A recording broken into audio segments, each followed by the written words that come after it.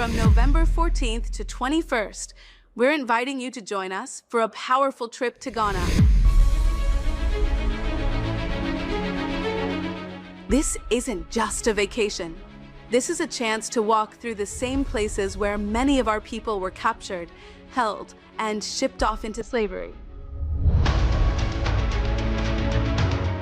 So don't wait. Secure your spot today. We're making history by walking through it. Will you be with us?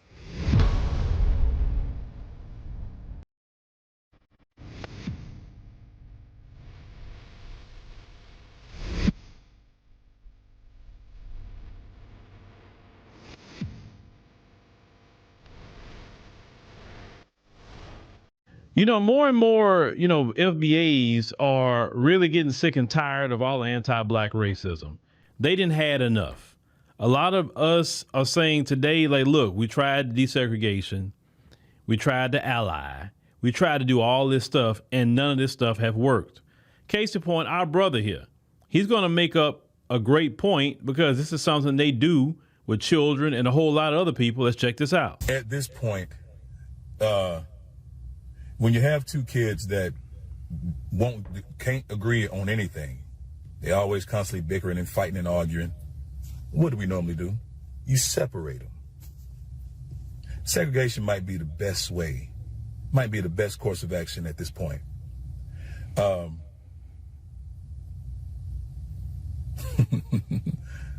Camilla was sitting by himself under the tent, not by himself, but with others, of course. Conveniently, the white boys came out from another tent. Eyewitnesses corroborate this. They do. Come over to the tent, tell him to leave. They start jumping on him, punching him, all that stuff. Put out a knife, poked him. Life goes on, people. It goes on. To those of you who are on the inside, that are my color, you go on over there. Stay there. Don't try to come back. We don't want you. And in truth, white folk really don't either, truthfully. They don't really trust. One thing I can say about them that I kind of like is they don't trust turncoats. Their own people and you. And to you Hispanics that think you this, you stay over there too. Let's just separate. I mean, why not? I'm cool with it. It's just hilarious to me that when I saw the posts that them two twins made, showing guns and like that, flashing guns, I wish a monkey would show up at this track meet, flashing a little Glock with a little light on it and shit, and another little small AR pistol. That's so funny that y'all tell us not to make it about race, but you do all the time. All the time. Y'all made this about race. So guess what we're doing? Following suit. So just like you stand with your folk, which is what you're supposed to do, nobody faults y'all for that. Nobody. Stand your ground. Do that. We're going to stand with our people too. Period. You publicly display your unity. I'm publicly, and we are publicly displaying ours. You get my point? Just don't with us. Leave us alone. We don't want to be around y'all no way. We don't. We want to be left alone. And when you find yourself nosy and trying to find out what we're doing, and you want to be around and find out, oh, what are the blacks over here doing? What are they doing over there? Don't worry about it. Mind your own boring business, okay? A lot of you ain't got no lives. That's why your nose is constantly in our affairs. Your opinions mean nothing. Your suggestions mean nothing. How we should live our lives, man, you and your opinion. The one point the brother brought up was about the children. And that is a great point because recently, there was a little issue with my little girl and another child at school. And because, they're just not getting along, the solution was, hey, she's over here, my daughter's over here. They don't interact with each other. They don't do nothing with each other. They are separated. Why were they separated? Because they were having issues. They were not getting along. You understand? So if we do that, like the brother said, if we do that to children in school when they're not getting along, how much more at this point as black people do we say, you know what, we need to go it on and separate because we clearly not getting along, okay? this comes from years upon years upon years. We're talking about after the civil rights movement now. We're not talking about prior. We're talking about after. All the issues and problems that we've had after the civil rights movement. This situation with the Shiloh Hendricks woman and how they gave her all this money, and for what reason they give this woman all this money? Because she sat here and repeatedly used the N-word and attacking a 5-year-old black child. Repeatedly. And in their society and in their mind, it is right what she did. They call that freedom of speech. Because remember, when they say freedom of speech, they mean the freedom to say any vile, ugly slur to you and nothing happens to them. You understand?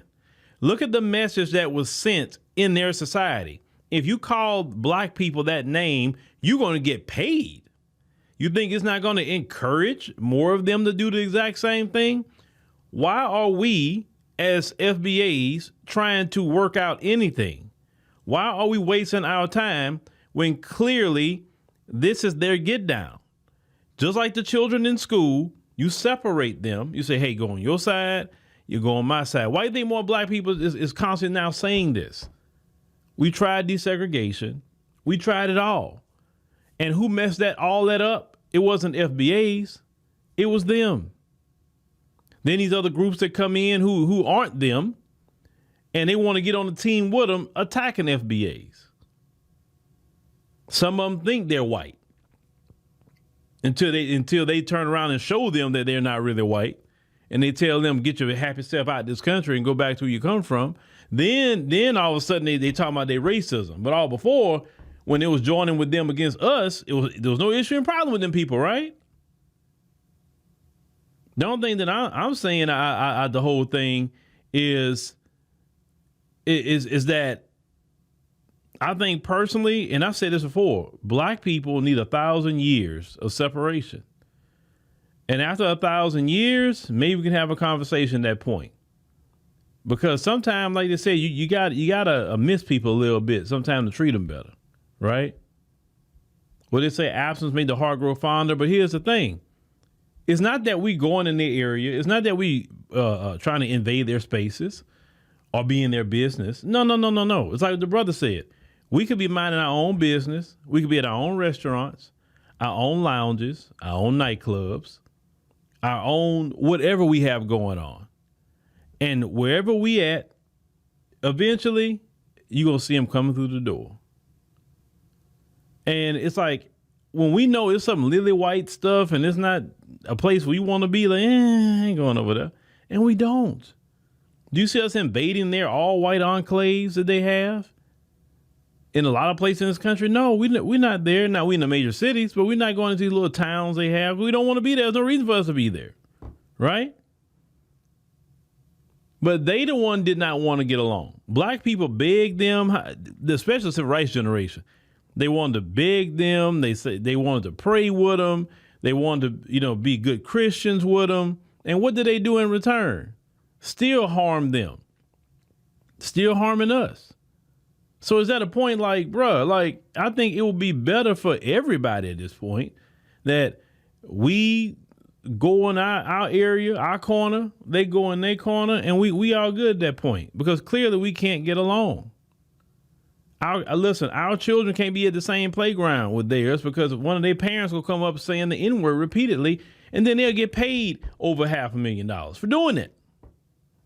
You can't be around people that hateful. I'm sorry, you can't. That doesn't even work. Nobody would tell you be around somebody that hates your guts like that. Nobody would tell you that. Nobody. And then when you say things like this, they want to use the not all. Well, we are not all like that. Well, here's the problem. The collective is. It's not enough of you to affect change. And then those of you who are supposedly not like that, you're quiet when and you don't do anything about it when you see it happening. You'll come tell us, like, I don't agree with that, but you don't do nothing about it. Why are you telling us? Go tell your people that. But see, you don't want to be on the outs with your community. That's why you keep your mouth shut. Yeah, you may not say the words. You may not donate a dime. You may not do any of that, right? But you're not going to say nothing. because you still value your privilege, you still value your access, and you rather keep your mouth shut than give any of that up. That's the bottom line. That's why I still go on. Because every time we talk about this, always some of them saying that I'm not like that, not all of us this way, and y'all, shouldn't feel that way and all that. When you have a whole system that way, when everything that operates in America is that way, that means the majority agree with it. Because if the majority didn't agree with it, the systems wouldn't be set up that way. Understand? The systems wouldn't be set up that way. So because the systems are set up that way, that means the majority agree with anti-black racism, period. How is you have all these people in this country non-white, but yet look at the House of Representatives, look at the Senate. Why that many white people are there? They shouldn't be there. It should be way more black people in the House of Representatives. It should be way more black people in the Senate, for sure. 43 million black people, and we don't have hardly no representation in the Senate. Like, come on now. All that's done by design because you want the system to stay that way. So miss me with all that. Well, we all not like, listen, like I said before, the collective is. Some individuals may not be, but the collective is. That's why this brother and many others said, hey, man, I'm cool. I'm cool with segregation. I'm cool with separation. I'm cool with it at this point. That's why black folks are saying that. Don't cry. See, some of them are mad. Some of them get upset when black people say that because they are cool with segregation and all that on their terms. But when black folks are calling for it on our terms, then they want to say, oh, well, Martin Luther King fought against that and this and that. Listen, okay, Martin Luther King fought against it. You're 100% right. And what happened to Martin Luther King? What happened to him? Where's he at today? He didn't get to live his life to be an elderly man. He'd probably be still alive right now. He'd be elderly, definitely elderly, but he'd still be alive, right? Y'all took that man's life. Y'all did it. And why y'all took this man's life? Because he wanted black people to be treated right. I don't know why y'all be mentioning Dr. King. Oh, he said, I have a dream speech. Yeah, he did. Yeah, that was a dream that he said turned into a nightmare. And y'all took the man's life. Y'all last people that should be saying anything about Dr. King. Because y'all don't do nothing he says. Nothing. You still the same. Like they talking about y'all are y'all ancestors for sure. The same things they were saying in the 1950s and 60s is what y'all say today. That Shiloh Hendricks woman and all the people that support her is no different than the ones in the 50s and 60s. It's the same.